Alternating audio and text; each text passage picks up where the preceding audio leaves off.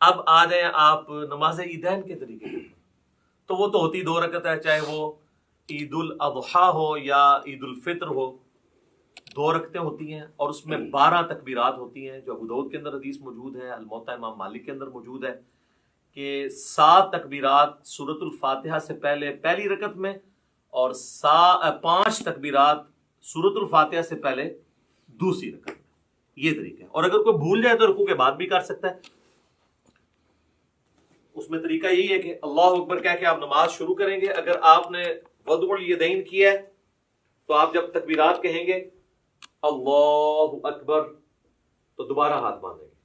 اگر آپ ارسال الیدین کر رہے ہیں تو اللہ اکبر اللہ اکبر، یوں 7 تکبیرات کو آپ پورا کریں گے. اور اس کے بعد یعنی ثنا پڑھنے کے بعد 7 تکبیرات، پھر اعوذ باللہ بسم اللہ پڑھ کے امام نے سورۃ الفاتحہ پڑھنی ہے، آپ نے تو سننی ہے. اور دوسری رکعت میں امام جب سورۃ الفاتحہ شروع کرنے لگے گا اس سے پہلے وہ تکبیرات کہتا ہے. اگر کوئی پہلے میں بھول گیا ہوا ہے تو دوسرے میں 12 پوری کر لے. یعنی یہ زائد تکبیرات ہی ہیں، سنت افضل عمل ہے.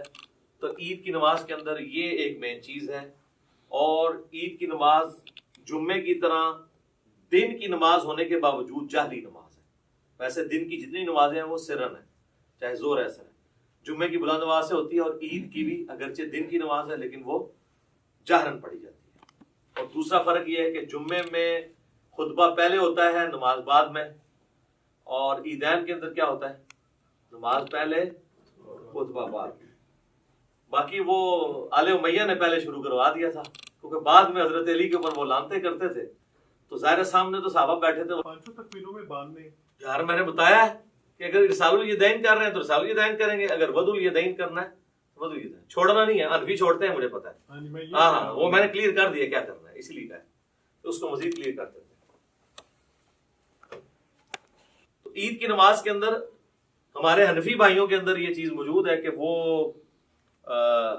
ارسال الیدین کرتے ہیں، اور آخری دفعہ جب وہ تکبیر کہتے ہیں، خیر وہ 12 تکبیریں تو کہتے بھی نہیں، وہ 6 تکبیریں کہتے ہیں، تو اس کو باندھتے ہیں. تو ٹھیک ہے یار، کسی بہانے چلو سال بعد یا رفع دین کر رہے ہیں کرن دو. شکر ہے کہ وہ جو گھوڑوں کی دموں والا انہوں نے ایک تماشا لگایا ہوا تھا اور وہ کہتے تھے وہ بت رکھ کے آتے تھے، وہ ساری چیزیں ختم ہو جاتی ہیں. رفع الیدین نماز کا سکون برباد کرتا ہے. تو جے سال بعد وہ سکون والی نماز دی بے سکونی کرنے لگے نا، یعنی سنت کے مطابق عمل کرنے ہی لگے تو کرنے دیں یار. باندھنا کرا دیو کدھر رفع الیدین ہونا تھا. عید قائم ہے تو ان کی ڈاکٹرین ختم ہے. وہ کہتے ہیں نماز کے سکون کو برباد کرتا ہے تو پھر ہر رفع الیدین کرے گا. وہ کہتے ہیں بس پہلا ٹھیک ہے، اس کے بعد جو ہے وہ برباد کرتا ہے. تو وہ قنوت وتر والا بھی رفع الیدین کرتے ہیں، ان کو کرنے دیں، ہم بھی کرتے ہیں. تو میں بتا رہا تھا کہ عید کی نماز کا جو پہلا خطبہ ہے انہوں نے شروع اس لیے کرایا کہ بعد میں تو یہ بھیجتے تھے لانتے، تو لوگ بھیجتے تھے ان کے اوپر لانتے. ٹھیک ہے. اور میں نے یہ بخاری مسلم سے ثابت کی ہے یہ کیا سلسلہ شروع ہوا. تو کربلا ہر جگہ آئے گی، یہ آپ نے یاد رکھنا ہے. کربلا سے آپ کی جان نہیں چھوٹنی. ٹھیک ہے. تو یہ ہو گیا جناب عیدین کا طریقہ. دونوں عید کی نمازوں کا یہی طریقہ ہے. اور نیت سب کے لیے وہی ہے، ذہن میں حاضر کرنی ہے. لوگ عید والے دن نیت یاد کرا رہے ہوتے ہیں کہ جناب یاد کر لو ہے کرنی